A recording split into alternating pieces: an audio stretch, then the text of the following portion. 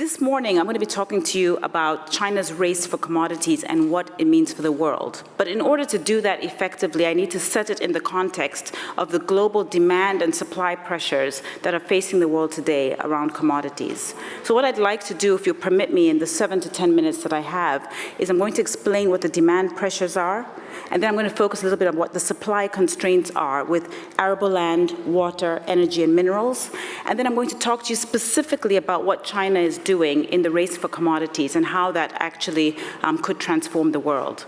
I'll conclude, if we have some time, by giving you some specific examples of what China has done around the world, from everywhere from Peru and Brazil, across Africa, Canada, and to Australia, and many other places in between.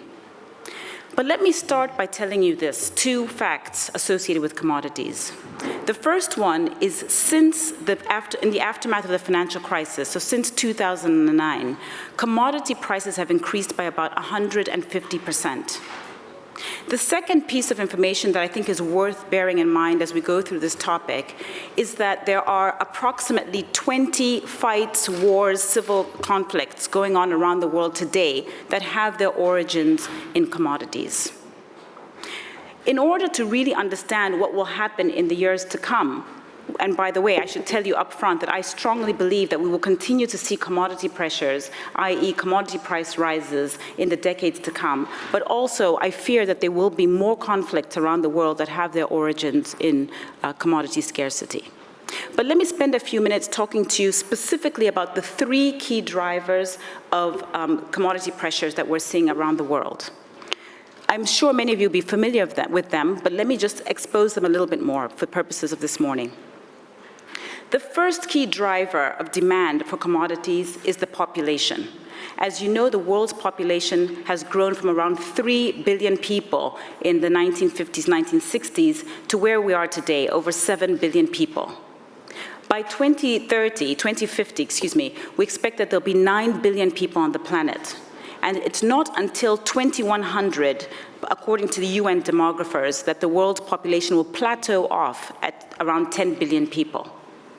Now, many of you in this room will be familiar with forecasts from Thomas Malthus back in the 1700s, the Club of Rome in the 1970s, that also forecasted commodity pressures and commodity wars born out of commodity scarcity. And a lot of that was linked to population. So you might be asking yourselves, well, why is it this time that it's different? And it's different because demographers argue that we are living in a very specific and very unique time in the history of the world. It's really important for us to understand this because demographers argue that we have never seen the speed of the population growth that we're seeing today in history or in prehistory. And once the world's population plateaus out in 2100, we will never see an increase in the world's population at the rate it's growing today. So it's really important to understand that today we're living in a very unique time in the history of the world with regards to the increase in population. To illustrate a little bit more, just bear in mind that according to some statistics, India's population is growing by 1 million people a month. The world population is growing at approximately 60 to 70 million people a year. That means every year we're adding a new Germany to the population. The second key driver that is putting pressure on commodity prices is wealth. There are many forecasts that have been argued that by 2030, the world will see 3 billion new people into the middle class, the majority of them coming from the emerging markets. As I'm sure many of you in this room know, 90% of the world's population lives in the emerging markets. And we are already seeing, with accompanying this increase in wealth, people demanding better quality foodstuffs. So instead of just demanding vegetables and greens, moving towards more protein-based commodities, such as meat, which demand a lot of water, and also other inputs to things like mobile phones and televisions and cars, all of which are drawn resources. But it's not just that the population is getting bigger, and it's not just that the population is getting richer, it's also about urbanization. Today, approximately 3 billion people live in urban areas. By 2030, we expect there'll be 5 billion people living in urban areas. Just to give you a bit more flavor on this, there are 9 cities in the United States that have 1 million people or more. In Europe, there are 18 cities that have 1 million people or more. In China today, there are about 100 cities that have 1 million people or more. And the Chinese government has a very specific plan to increase that number by 2020 through a program of urbanization to about 220 cities, which will have 1 million people or more. To put this further in context, I mentioned to you I'm from Africa, I'm from Zambia. The population of my country is approximately 13 million people. Those people in this room who've been to China will know that that's not even a real city in China. Yet the Chinese government are also planning that by 2020, there will be at least 10 cities that will have 10 million people or more. So this is really significant in terms of urbanization and the draw on commodities that things like indoor plumbing, better quality infrastructure, better quality buildings will place on commodities. So just a quick recap. Demand pressures emanating from population increases, wealth increases, and urbanization. The problem is we've got the supply side, and I'm just going to very quickly go through some of the supply constraints around the world. As I mentioned, water, arable land, energy, and minerals. Let me first start off by talking to you about water. 70% of the earth is water, and yet less than 1% of that water is accessible and available for us to use for consumption and for sustenance of life. The majority of the water on this planet is actually salt water. And to this day, at this moment, the countries that are leading the charge for desalination projects are actually countries like China and Saudi Arabia. Already around the world, there are serious constraints and many wars being fought around water. And in my book, I actually have a database, reference to a database that goes back over 1,000 years, detailing water conflicts that have occurred around the world. The problem, according to the United States government, who put out a report last year in February 2012, is that they expect that there will be significantly more waterborne conflicts around the world over the next decade. So water is one big concern. And obviously, because we need water to survive, you can imagine that places like the Middle East, the Horn of Africa, where water is scarce, but also places like China, where the Chinese government has actually been in skirmishes with the Indian government about rerouting whole rivers, is actually, you can see already that there will be significant conflict around water scarcity. The second area I'd like to quickly cover is arable land. Today, Africa has the most untilled arable land left in the world. We are very concerned about arable land because, as you know, it is a depleting resource, and unfortunately, we're not able to live on all the arable land that is actually available. We have to share that with other species, but also, because of urbanization pressures, we tend to build our cities on arable land. Today, about 11% of the world is arable land, and due to depletion and degradation of natural resources, that number is actually shrinking. Let me spend a few minutes on energy, and if I were here longer, I would spend much more time on this because it's quite a big deal. But very quickly, with the energy picture, as you know, today we are living off of natural resource energy that was discovered in the 1950s and 1960s. In fact, since the 1980s, we have seen that there's been a decline in the replacement, the new discoveries that have been made around the world. So when people say, oh, don't worry, there are new discoveries being made, it's actually not that they're new discoveries per se, it's just that we're finally able to gain access to resources that were discovered and explored back in the 1950s. The United States, with about 350 million people, consumes about 20% of the world's oil resources today. China, which has got 1.3 billion people, is about 10%. And so you can see that purely on convergence, you don't have to be a rocket scientist to realize that even if the average Chinese converged to the levels of the United States, the implications for energy demand would be significant. Not to mention all the other people in the emerging markets also looking for energy improvements. Now, the fact of the matter is that there are improvements coming down the line. The promise of shale gas in the United States could offer a reprieve, but as I detail in my book, there are significant pressures around that as well that mean that it may not be a fait accompli that the United States will be energy independent, nor will we be able to get a reprieve on oil prices. Finally, very quickly, minerals. Today, the biggest mineral that China really wants is copper. And copper, like many other minerals around the world, is found in places that are increasingly difficult to access in terms of the terrain, but also in very politically unstable places, Congo DRC being one of them. I will very quickly, I know I'm running out of time, so I'm just going to tell you very quickly what the 3 elements of China's campaign is, and then I'm sure Vijay and I can talk a little bit about that. The 3 key elements are symbiosis. China's been very, very friendly in her approach to acquiring natural resources, giving the host countries what they want in return for getting access to natural resources. A second key element of the Chinese approach is that China has become a monopsonist. A monopsonist is such a big buyer, an important buyer of a commodity or a resource, so that they become the price setter. And for copper and coal already around the markets, China is considered a monopsonist price setter. Finally, there's the element of China having a broader utility function and therefore, to some people, actually overpaying for many of the natural resource assets that exist around the world. In my book, I argue that it's actually not overpaying.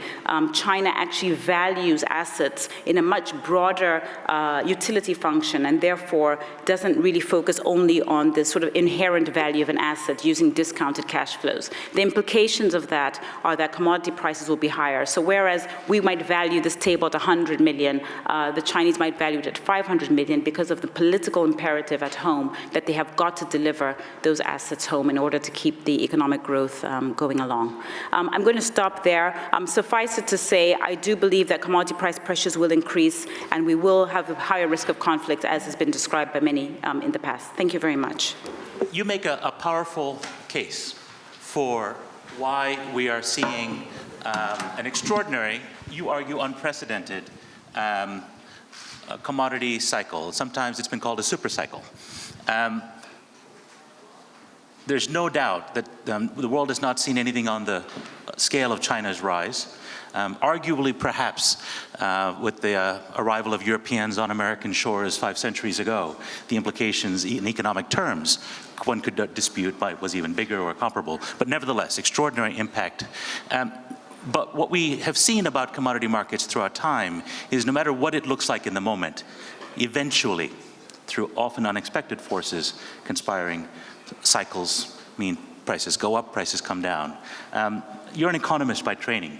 Tell me what shook your faith in the idea of commodity cycles, that this is unique, to use your word. So I think there are really 2 things. First is just the really appreciating that the population dynamics that we're facing right now are particularly unique. I hadn't really appreciated that until I started to do research. And I think if you read demographic materials from the United Nations or from other demographers, it's quite fascinating to really understand that we're living in this very odd time. This is not something that, this sort of speed with population growth is not something that, that we've seen in the past. The second thing that I think is particularly disturbing to me is I actually invest in a number of small startup companies in Silicon Valley, and I spend a lot of time there.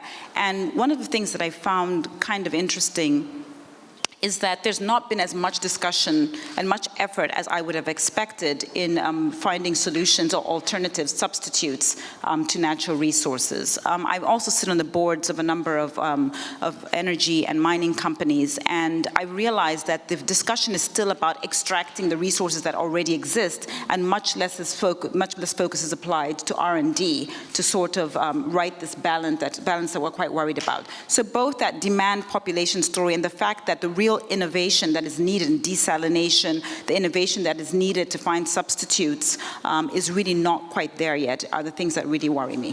I'm so glad you brought up innovation because I wanted to ask you about your views on innovation. You have written a book that serves as a clarion call.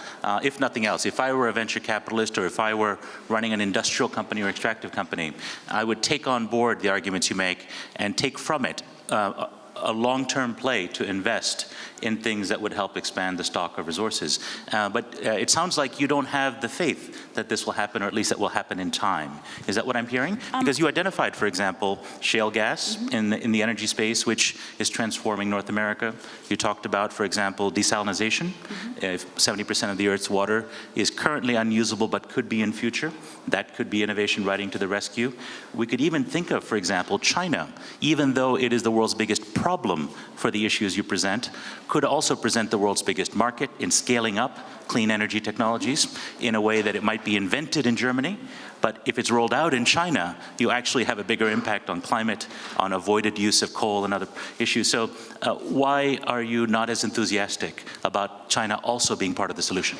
Oh, I do think China is absolutely part of the solution. I can give you numerous examples. There are more solar panels in use in Beijing than anywhere else in the world. I mentioned to you earlier, China is a leader in the desalination program, in finding solutions to desalination. China, as we know, from the Beijing Olympics, they were exploding clouds to create rain. I mean, they're really at the cutting edge in many aspects around finding alternatives to this resource constraint. The thing that bothers me is that, are we really, and by the way, I should say, I absolutely love China, I'm a Sinophile for sure, but are we really at the stage where we're going to rely on China, which on a per capita income basis is poorer than many African countries, to find the solution to some of the biggest problems that the world faces around commodity scarcity? I mean, that is what I find rather disturbing. I mean, where is America on this? Where is Europe on issues around this? And for, nuclear energy is another example. I mean, we're seeing China invest significant amounts in nuclear energy. I know in Germany, they've decided to move away from it, and I can understand, but I think that there needs to be a balance in this conversation, and unfortunately, there is no single institution in the world that focuses specifically and solely on the commodity scarcity issue. So that's where my problems emerge. You talk about institutions. Of course, on innovation, I would be remiss if I didn't point out that the world is moving towards much more open, global, disruptive, connected patterns of innovation. So I don't think anyone, certainly at DLD, would say China alone will solve the problem. It may be the people at DLD or our connected networks seeing a global innovation ecosystem in response. But I guess your point is that it's not happening fast enough. Well, I think my point is that this is not purely an economics problem, nor is it purely an innovation problem. This is a policy problem. When you have a conflict of people, as I mentioned, over 20 wars going on around commodity scarcity, the fact that certain countries have a lot of water and others don't, it all becomes a political problem. And my concern is that policymakers and politicians are not having this conversation at the level that I think they should be having it. I have no doubt that innovation can be quite transformative, and that's why I spend time in coming to places like DLD, but also spending time in Silicon Valley. But my concern is that the politicians themselves have adopted a much more unilateral approach to dealing with this issue. With the limited time we have left, about 2 minutes, tell us your proposal for a more multilateralist approach, because you've used those words, unilateral and multilateral, in this context, and in your book and other speeches you've contrasted America's approach versus China's. Tell us what you propose as the way forward that you think would be helpful. So I should say off the bat, I absolutely hate bureaucracies. I think they tend to get this is a former World Banker, am I right? Yes, well, that's why I can say this with confidence. But I think that they do become sort of stodgy and sort of inward-looking. So I say what I'm about to say with some hesitance, but I think it's really important. I think that thus far the approach has been, particularly at the policy level, to deal with concerns about commodity resources in a sort of unilateral, internal way. So if America feels that it needs more oil, well, we're going to go and raid Iraq, or and so on. If China feels that she needs more natural copper or minerals, she'll go and negotiate with Zambia or Chile independently. And because these are all commodities that trade on exchanges and we all face the market price, I think that we need to have at least a discourse. What's the alternative? What do you propose? Well, I think what I specifically propose is to have first an international body that does nothing else. Its mandate is nothing else except to focus on these issues. I don't think we've got a proper understanding of what China is doing. I think a lot of what the media says is going around neocolonialism and slavery and all this stuff is exaggerated and incorrect. I mean, looking around the world, that's not what you see. And so I think you really need to get the facts out first. And whatever happens, you need China on side. China could potentially in the next 7 years be the largest economy in the world. And as I see it, having traveled to over 50 countries around the world, many countries around the world are actually pivoting towards China. You need China on side. You cannot have a situation where America is doing one thing, Europe's doing another thing, and China's doing something else, and there's squabbles going on between those countries. I think it's really essential to bring China on board and have a proper conversation about resource scarcity. Dambisa Moyo, I can see from the angry looks I'm getting from people in the audience that cutting off this panel is going to be the worst decision made, but we are out of time and you need to catch a flight. So thank you for being the provocateur who's going to make us talk this whole DLD about these important issues. Thank you. Please join me in giving her a warm round of applause.